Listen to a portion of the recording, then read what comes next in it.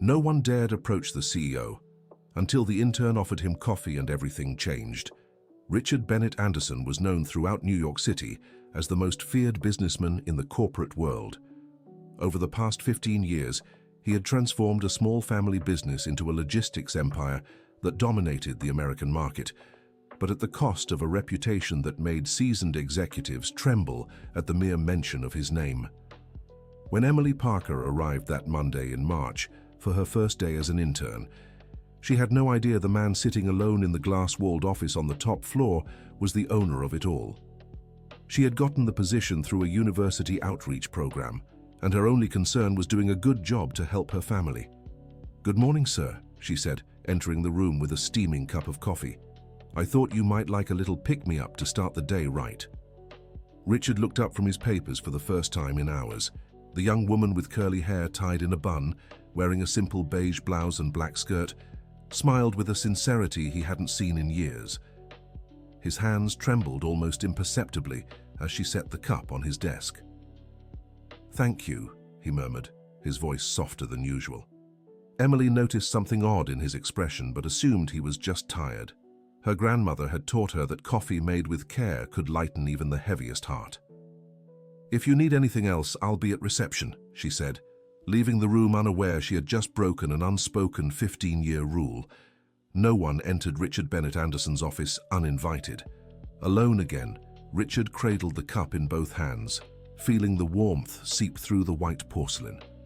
The aroma transported him back to a Sunday morning in 2008, when his daughter Jessica, then 17, had made coffee for the first time and brought it to him in bed, proud of her achievement. "Daddy, I made it just like Mum used to," she had said, wearing the same radiant smile the intern had just given him. Richard closed his eyes and took a deep breath. For 16 years, he hadn't thought of that morning without a suffocating ache in his chest.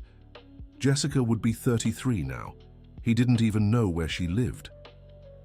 Downstairs, Emily was organizing files when Amanda, the company's longest-serving secretary, approached with a worried look. "Sweetheart, did you go into Mr. Richards' office?" "I did. I brought him coffee. Why?" Amanda's eyes widened, and she glanced around before whispering, "No one goes in there uninvited. He doesn't like people touching his things. You could be in trouble."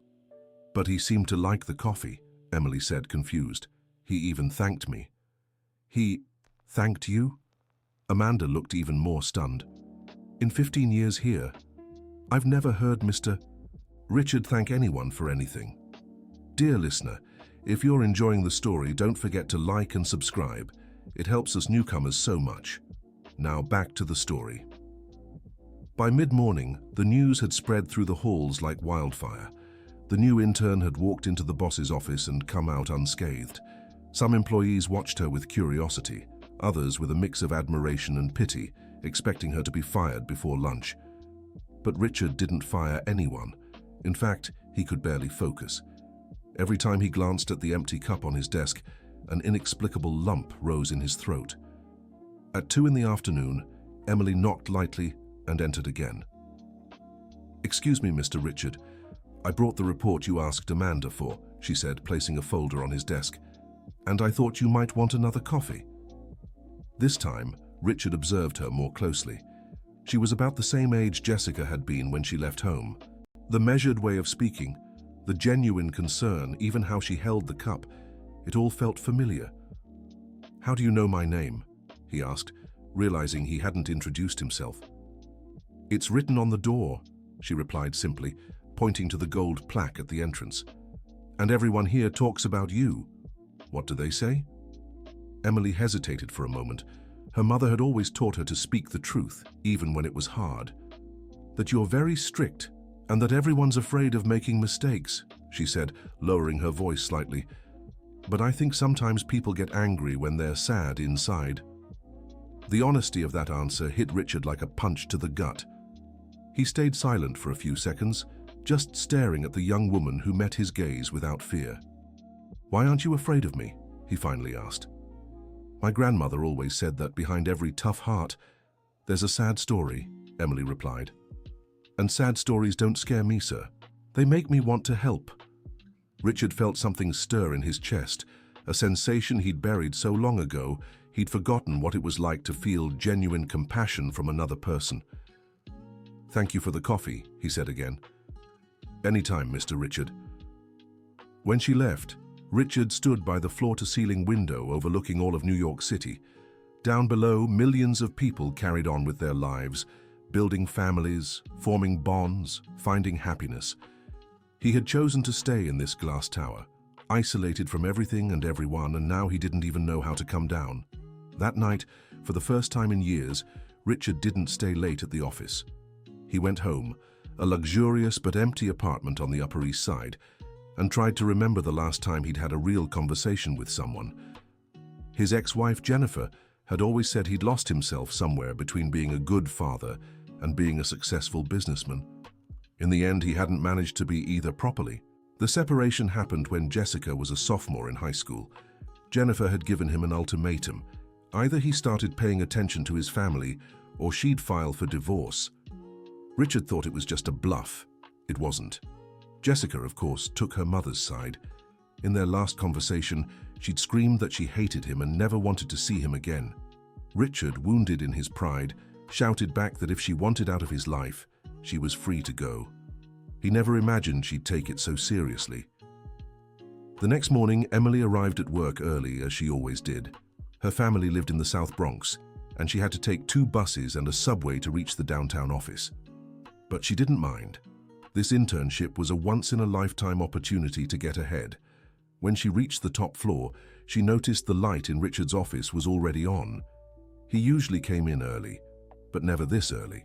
She prepared the coffee just as her grandmother had taught her, strong but not bitter with a touch of raw sugar, and went up to his office. "Good morning, Mr. Richard," she said, knocking on the already open door. Richard looked up. He seemed tired, like he hadn't slept well. "Good morning, Emily." She was surprised. It was the first time he'd called her by her name. "I brought your coffee," she said, placing the cup in its usual spot. "Emily," he called as she turned to leave. "Do you have family?" The question caught her off guard. "Yes, sir. I live with my mother and my grandmother. And you?" Richard took a long time to answer. "I did," he said at last. "A long time ago." Emily heard the sadness in his voice and wanted to say something to comfort him, but she didn't know what. Instead, she just offered a gentle smile. "If you ever want to talk about it, I'm a good listener," she said. "My grandmother always says sometimes all we need is someone to hear us out." Over the following days, an odd routine settled in. Emily would bring Richard coffee every morning, and he'd always thank her. Sometimes they'd exchange a few words about work. Other times he'd ask about her family or college. The other employees began noticing the change. Richard was still demanding and strict, but he'd stopped yelling at people. He hadn't fired anyone in 2 weeks, a record in recent years. "That girl did something to the boss," Kevin from accounting remarked during lunch. "He's almost human now." "I hope it lasts," Amanda sighed. "I was about to quit. I couldn't take the tension anymore." Emily heard the comments but didn't pay them much mind. To her, Richard was just a lonely man who needed a little kindness in his life. On a rainy Thursday in April, she arrived at work to find Richard standing by the window, watching the rain outside. "Good morning," she said, setting the coffee on his desk as usual. "Emily," he called without turning, "can I ask you a personal question?" "Of course, Mr. Richard." "Have you ever fought with your parents?" She thought for a moment before answering. "Yes, a few times. Mostly with my mom when I was younger. Teenage years, you know. You always think you know everything." "And how did you make up?" "By talking," she replied simply. "My mom used to say pride doesn't keep anyone warm at night, that sometimes you have to swallow your pride and apologize even when you think you're right." Richard finally turned to look at her. "And if the person doesn't want to forgive you?" "Then you keep trying," Emily said with a sad smile, "because if you really love someone, you don't give up easily." Richard felt a tightness in his chest. 16 years ago, he'd stopped trying to reach out to Jessica. After the first few failed attempts, he'd decided that if she didn't want contact, he'd respect her choice. But had he really tried? Or had he used pride as an excuse to avoid facing his own pain? "Mr. Richard," Emily interrupted his thoughts. "Are you okay? You seem troubled." "I've been thinking about some mistakes I made in the past," he confessed. "It's never too late to fix things, sir. My grandmother always says as long as you're alive, there's always a chance to start over." That afternoon, Richard did something he hadn't done in years. He left work early and drove to a cemetery on the south side. He wasn't visiting anyone. He just walked among the graves, thinking about life. How many people had passed away with unresolved issues? How many families had been torn apart by pride and never reunited? He didn't want to be another one of those stories. On Friday, Richard called Amanda into his office. "Amanda, I need you to do some research for me," he said, discreetly. "Of course, Mr. Richard. What do you need?" He took a deep breath before answering. "I want you to find my daughter, Jessica Bennett Anderson. She'd be about 33 now. The last I heard, she was living with her mother on the west side." Amanda's eyes widened. In 15 years of working for him, she'd never heard Richard mention a daughter. "I'll see what I can do, sir," she said. "And Amanda, this stays between us, understood?" "Of course, sir." Dear listener, if you're enjoying the story, don't forget to like and subscribe to the channel. It really helps us newcomers. Now, back to the story. While Amanda worked on the research, Richard began paying closer attention to his conversations with Emily. He discovered that she was in her final year of business administration, that she dreamed of having her own business one day, and that she supported her family by working as a waitress on weekends. "So you've never complained about the internship conditions," he remarked one morning. "The stipend isn't very high and the tasks aren't exactly glamorous." "I'm learning a lot, Mr. Richard," she replied. "Besides, there's no shame in honest work. My mother always said it's better to have little with dignity than much with dishonesty." Richard felt a pang of admiration. That young woman, with far fewer resources than he'd ever had, seemed to possess a wisdom he'd lost along the way. "Emily, can I tell you something?" "Of course. I have a daughter your age, but I haven't spoken to her in a long time." Emily stopped organizing the papers and looked at him intently. "Why don't you talk?" "Because I was a terrible father," Richard said, his voice heavy. "I chose work over family. By the time I realized my mistake, it was too late." "It's never too late, Mr. Richard," she said, echoing her grandmother's words. "Maybe she's waiting for you to take the first step. What if she doesn't want to see me? At least you'll know you tried, and that's better than always wondering what if." The following Monday, Amanda knocked on Richard's door with a folder in hand. "Mr. Richard, I got the information you asked for." Richard felt his heart race. "And?" "Your daughter Jessica lives in Brooklyn Heights. She's married, has an 8-year-old son, and works as an architect at a small firm in the neighborhood." Richard closed his eyes. Jessica had gotten married. She had a child. He was a grandfather and hadn't even known. "Is there anything else?" She didn't change her last name when she married. She still uses Bennett Anderson." That information struck Richard like lightning. Jessica had kept her father's surname. Maybe that meant something. "Thank you, Amanda. And remember what we discussed?" "Of course, Mr. Richard. Absolute discretion." Richard spent the rest of the day staring at the paper with Jessica's address. The architecture firm was just a 15-minute drive from his company. For 16 years, they'd worked in the same part of the city without crossing paths once. That afternoon, he made a decision. He took his car and drove to the address. The office was small, occupying the ground floor of a renovated old building.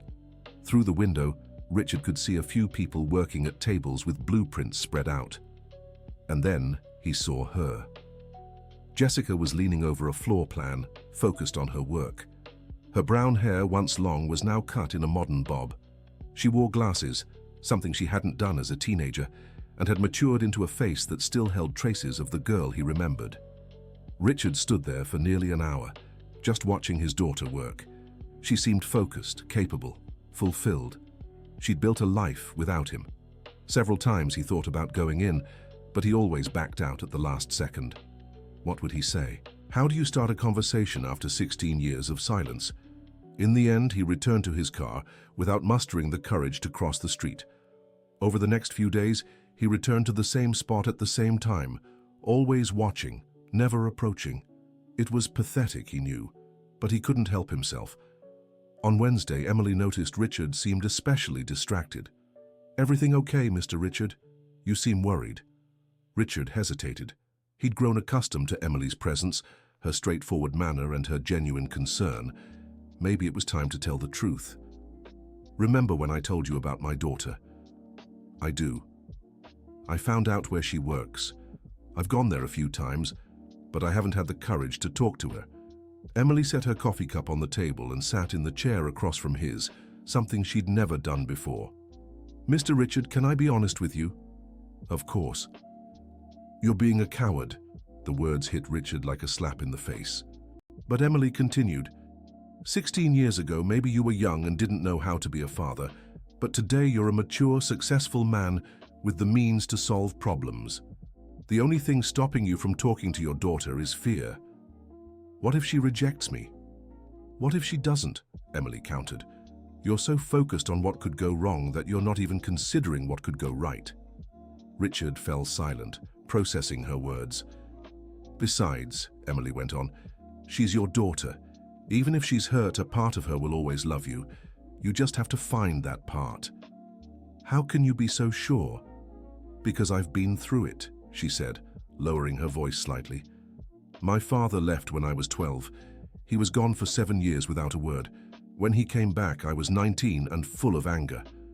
Richard leaned forward, intrigued. What happened? He apologized, cried in front of me, explained his mistakes, took responsibility, and said he wanted a chance to be a father again. It wasn't easy, and it took time, but today we have a good relationship. And your mother? How did she react? My mother is wise. She said we can't change the past, but we build the future every day, and that I had the right to choose whether to give him a chance or not. Richard felt warmth in his chest. Maybe there was hope after all. Emily, could you help me with something? Of course, Mr. Richard. Would you come with me to talk to her, not to join the conversation, just to give me courage? Emily smiled. It would be an honor, Mr. Richard. On Friday afternoon, Richard and Emily stood outside the architecture office. Richard wore a simpler suit than usual and held a small wrapped box in his hands. What's in there? Emily asked. A pearl necklace I bought for her when she turned 18, Richard replied. I never got the chance to give it to her. Ready? Richard took a deep breath. Ready. They crossed the street and entered the office. A young receptionist greeted them with a smile. Good afternoon. How can I help you? Good afternoon, Richard said, his voice slightly shaky. I'd like to speak with Jessica Bennett Anderson. Do you have an appointment? No, but it's personal. The receptionist hesitated. Let me see if she's available. May I have your name? Richard exhaled. Richard Bennett Anderson. Tell her it's her father. The receptionist's eyes widened, but she maintained her professionalism. One moment, please. She disappeared into the back of the office. Richard and Emily stood waiting, him nervously fidgeting with the gift box. After a few minutes that felt like hours, Jessica appeared. She was pale, her hands trembling slightly. Dad, she said, her voice barely above a whisper. Hi, Jessica, Richard replied, feeling his eyes well up. For a few seconds, they just looked at each other. 16 years of separation hung in the air like a heavy cloud. What are you doing here? Jessica asked, regaining her composure. I needed to see you. I needed to apologize.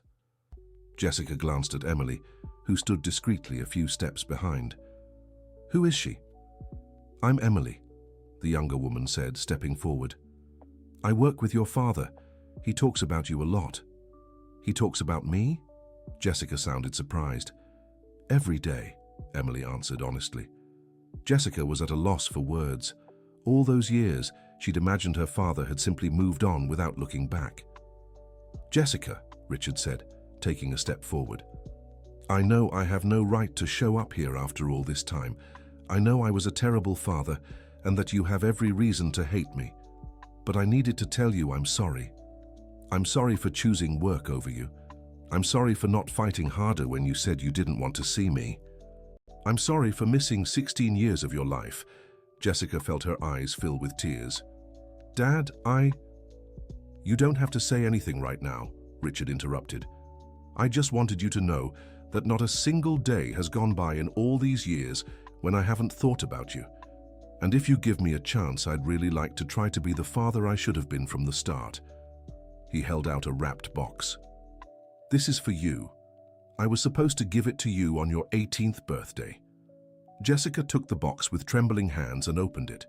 Inside was the pearl necklace, as beautiful as she'd always dreamed of as a child. Dad, she said, finally breaking into tears. I missed you so much. Richard opened his arms, and Jessica ran into them. Father and daughter embraced as if they could make up for all the lost hugs over the years. Emily watched the scene with tears in her eyes, happy to have helped these two people reunite. I'm sorry, Jessica said, pulling back slightly and wiping her tears. I'm making a scene at my job. Don't apologize, Richard said, equally emotional. You have every right to feel what you're feeling. Dad, I have a son, she said suddenly. Your grandson. His name is Ethan and he's 8 years old. Richard felt the world spin around him. A grandson, he murmured. I have a grandson.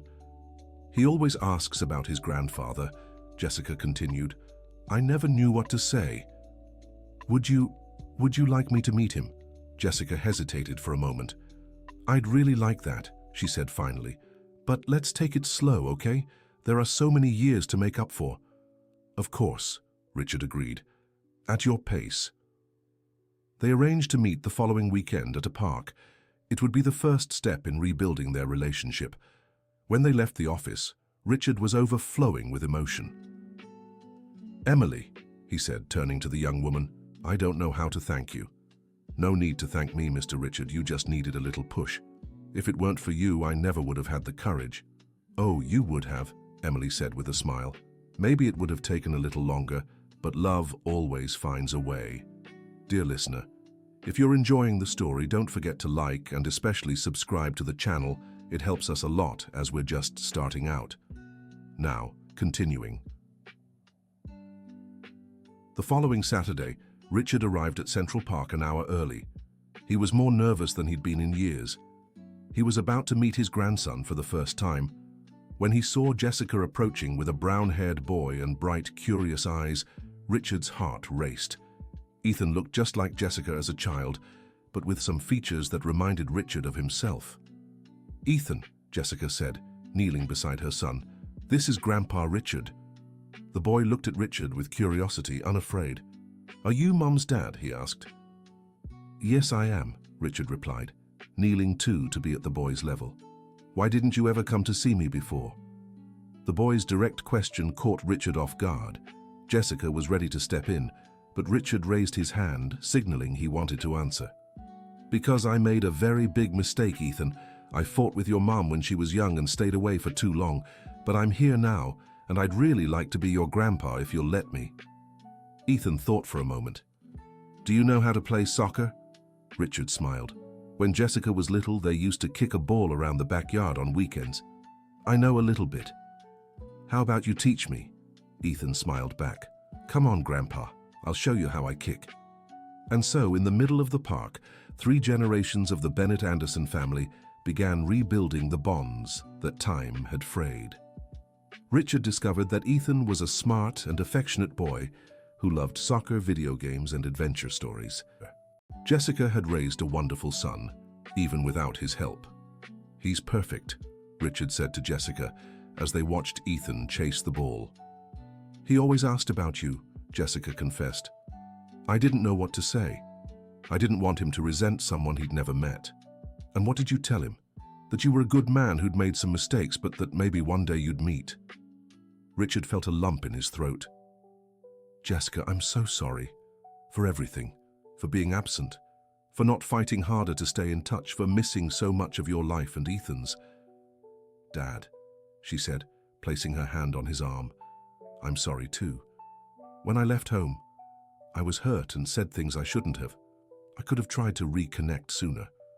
You were a hurt teenager. It was my responsibility as the adult to fix things." They sat in silence for a few minutes, watching Ethan play. "How's your mom?" Richard finally asked. "Mom's doing well. She remarried 5 years ago. A really good man who treats Ethan like his own." Richard felt a twinge of jealousy, but quickly reminded himself he had no right to it. "I'm glad she's happy," he said, and meant it. "Dad, can I ask you something?" "Of course." "Why did you decide to reach out now after all this time?" Richard thought about the question. "Because of an intern who works with me," he answered honestly. "She made me realize I was wasting my life dwelling on the past and regret instead of trying to build a better future. She sounds like a special person." "She is. Very special." When the day ended, they agreed to meet the following week for dinner. Ethan had already taken to his grandfather and was making plans to show off his toy car collection. Richard returned home with a heart lighter than he'd felt in years. He had a family again. He had a second chance. On Monday, he arrived at work with a smile that surprised all the employees. "Good morning, Emily," he said when she appeared with his breakfast. "Good morning, Mr. Richard. How was your weekend?" "It was perfect," he replied. "I met my grandson. He's an amazing boy." "That's wonderful. I'm sure you'll get along great." "Emily, I have a proposal for you." "What kind of proposal?" "How about we turn your internship into a full-time job with a decent salary and benefits?" Emily's eyes widened. "Really? Really? You've proven to be an exemplary employee, and besides, you changed my life. It's the least I can do." "Mr. Richard, I don't know what to say." "Say you accept." "I accept," she exclaimed, unable to contain her excitement. "Thank you, Mr. Richard. Thank you so much." "I'm the one who should thank you, Emily, for everything." In the weeks that followed, Richard's routine changed completely. He started leaving work early a few times a week to pick Ethan up from school. On weekends, they went to the park, the movies, or simply stayed home playing video games. Jessica watched the relationship between father and son blossom with joy. Richard was being the grandfather she'd always dreamed he'd be as a father. "He's a different man now," she remarked to her husband Michael one evening. "More present, more affectionate. He even has more patience with Ethan than I do sometimes." "People can change, love," Michael replied, "especially when they have a good reason to." And Richard had truly changed. At the company, the employees noticed the difference. He was still demanding and rigorous, but had stopped being cruel. He began greeting people in the hallways, asking about their families, and being more understanding of mistakes. Paradoxically, the company's productivity increased. Employees worked better when they weren't afraid. "What happened to the boss?" Kevin asked Amanda during lunch. "I think he found happiness," she replied, "and happy people are always kinder." Richard also began restructuring his personal life. He sold the cold modern apartment where he lived and bought a house with a backyard in a residential neighborhood. He wanted a place where Ethan would feel comfortable spending weekends or holidays. One Thursday, he called Emily into his office. "Emily, I have a different proposal for you." "What kind of proposal, Mr. Richard?" "How about you finish college and then take on a management position here at the company?" Emily was stunned. "Management? But Mr. Richard, I just finished my internship." "You have all the qualities I look for in a manager," he said. "You're smart, dedicated, good with people, and most importantly, you have strong values. I can pay for your college and give you a scholarship until you graduate." "Mr. Richard, this is too much. Why are you doing all this for me?" Richard thought about the question. "Because you taught me that sometimes the smallest actions can have the biggest impacts," he replied. "A simple cup of coffee offered with kindness completely changed my life. Now it's my turn to change yours." Emily felt her eyes fill with tears. "I accept," she said, "and I promise I won't let you down." "I know you won't." 3 months later, Richard organized a barbecue at his new house to celebrate Ethan's birthday. It was the first time he had brought the whole family together in a long time. Jennifer, his ex-wife, attended with her new husband. At first, the situation was a little awkward, but soon everyone felt comfortable. Richard noticed Jennifer had become an even more beautiful and accomplished woman and was genuinely happy for her. "Richard," Jennifer said, approaching him while Ethan played in the backyard with the other kids, "I want to thank you." "Thank me for what?" "For coming back into Jessica's life. And Ethan's. They needed you, even if they wouldn't admit it." "I should be thanking you," Richard replied. "You raised an amazing daughter all on your own. It couldn't have been easy."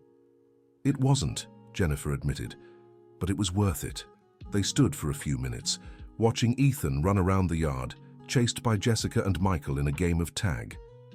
"He has your eyes," Jennifer observed.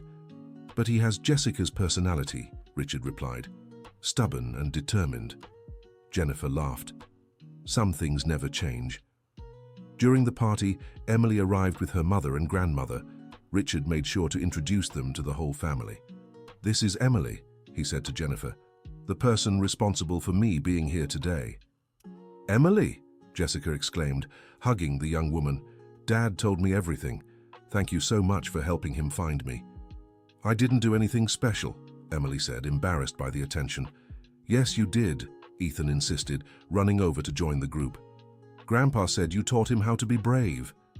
Emily's grandmother, Margaret, watched everything with a smile. "Sweetheart," she said to her granddaughter when they were alone for a moment, "you did a good deed.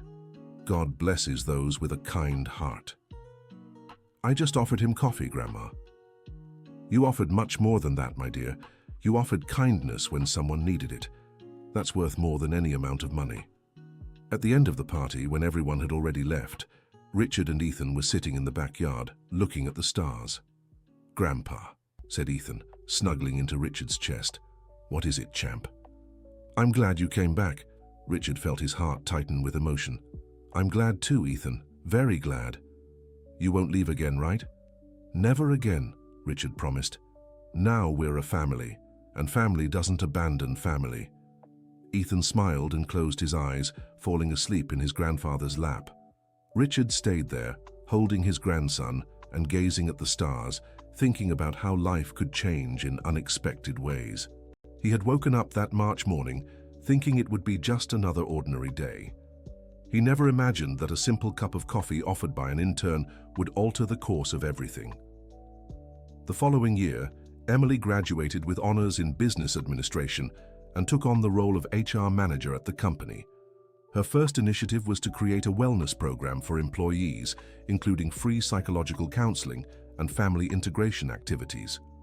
"Happy employees work better," she explained to Richard during a meeting. "It's an investment that pays for itself." Richard couldn't have been prouder. Emily had not only become an excellent professional, but also a dear friend to the family. At her graduation, he made sure to be there along with Jessica, Ethan, and the entire Parker family. "I'm so proud of you," he told Emily after the ceremony. "Thank you, Mr. Richard, for everything, for believing in me when even I didn't believe in myself. You always had potential. You just needed an opportunity." 2 years later, on a Monday morning, Emily walked into Richard's office with 2 cups of coffee, just as she had done since the first day. "Good morning, Mr. Richard," she said, placing 1 cup on his desk and holding the other. "Good morning, Emily," he replied, noticing she seemed to have something to say. "Everything all right?" "Mr. Richard, I need to tell you something," she said, sitting in the chair across from his desk. "I'm listening." "I've received a job offer. A big company wants to hire me as their HR director." Richard's heart clenched. He had grown so accustomed to Emily's presence that he couldn't imagine the company without her. "Is it a good opportunity?" he asked, swallowing his sadness. "It's an incredible opportunity," Emily admitted. "The salary is 3 times what I make here, and it would be a chance to grow professionally." Richard stayed silent for a few seconds, fighting the selfish impulse to ask her to stay. "Then you should accept," he finally said. "Really? Emily, you changed my life. Now it's time for you to fly on your own. It would be selfish of me to hold you back." Emily's eyes welled up. "Mr. Richard, You don't have to say anything," he interrupted. "Just promise we'll stay friends." Always, she promised. You're like a father to me. Richard stood up and hugged Emily, moved. And you're like a daughter to me, too. Emily's farewell party brought together all the company's employees. Richard gave an emotional speech about how she had transformed not just the company, but the lives of everyone there. Emily taught us that professional success doesn't have to come at the cost of humanity, he said, that we can be efficient without being cruel, and that a workplace can also be a place of care and mutual respect. Everyone applauded. Emily was in tears, touched by everyone's affection. Thank you all, she said. You've taught me far more than you realize. And especially thank you to Mr. Richard, who gave me my first chance. After the party, when everyone had left, Richard and Emily remained alone in his office. I'm going to miss coming here in the mornings to have coffee with you, she said. I'll miss it too, Richard admitted. But we have the weekends. You'll always be welcome in my home. I'll always be around, Emily promised. 6 months later, Richard received a special invitation. Emily was getting married. I want you to walk me down the aisle, she said, visiting him at the office one afternoon. If my father can't be there, I'd like it to be you. Richard was deeply moved. It would be an honor, he said. Emily's wedding was a beautiful, joyful celebration. Richard walked her down the aisle with the pride of a true father, and in his speech at the reception, he told all the guests how she had changed his life. Emily taught me that it's never too late to start over, he said. That life's greatest gifts sometimes come wrapped in the smallest gestures. A cup of coffee offered with kindness can change a person's destiny. Jessica, who was at the wedding with Ethan and Michael, watched her father with admiration. He had become a completely different man, more sensitive, more present, more human. Is Grandpa crying? Ethan asked, tugging at his mother's skirt. Yes, Jessica answered, but they're happy tears. After the wedding, life moved on naturally. Richard continued running the company, but now with a completely different philosophy. He prioritized his employees' well-being, kept more reasonable hours, and always made time for family. Ethan grew up with his grandfather present for every important moment. Richard didn't miss a single school play, soccer game, or birthday party. He was determined to be the grandfather for Ethan that he couldn't be as a father to Jessica. One Sunday afternoon, 2 years after Emily's wedding, Richard was in the backyard teaching Ethan to ride a bike when Jessica approached. Dad, can I talk to you? Of course, Richard said, steadying the bike so Ethan wouldn't fall. I want to apologize. Richard stopped and looked at his daughter. Apologize for what? For being so harsh with you when I was a teenager, for saying I hated you, for cutting off contact for so long. Richard let Ethan pedal on his own and stepped closer to his daughter. Jessica, you don't need to apologize. You were a hurt girl. I should have been more understanding. But I could have reached out sooner. We could have reconciled a long time ago. What matters is that we've reconciled now, Richard said, hugging his daughter. We can't change the past, but we build the future every day. Jessica smiled. They were the same words Emily always said. Dad, there's something I never told you. What? Every time Ethan asked about you, I told him you were a good man who had made some mistakes. But deep down, I always hoped that one day you two would meet. Richard felt his eyes well up. Then why didn't you ever reach out? Pride, Jessica admitted, and fear of being rejected. I would never, ever reject you, Richard said. You're the most important thing in my life, along with Ethan.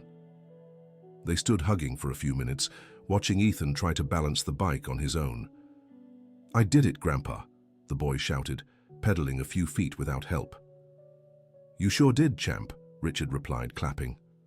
That night, after Ethan had gone to bed, Richard stood on the porch, looking at the stars and thinking about the journey he'd taken. 3 years earlier, he had been a bitter, lonely man, feared by everyone. Now, he had a family who loved him, employees who respected him, and an inner peace he hadn't felt in decades.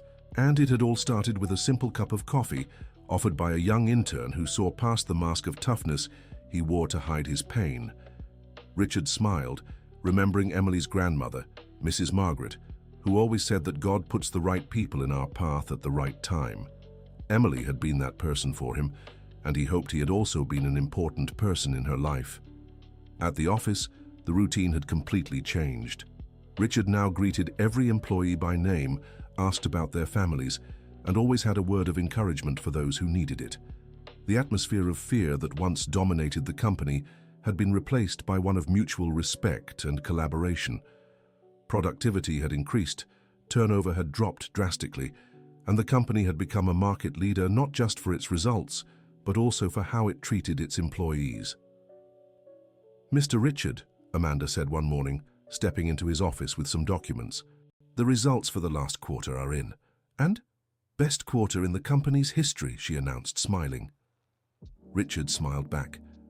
"Do you know what this proves, Amanda?" "What?" "That happy people work better, that an environment of respect and kindness is more productive than one of fear." "You've changed a lot these past few years," Amanda observed. "For the better, I hope." "Very much for the better. You've become the boss everyone wishes they had." That afternoon, Richard decided to leave work early. He wanted to pick up Ethan from school and take him for ice cream, as they did every Friday.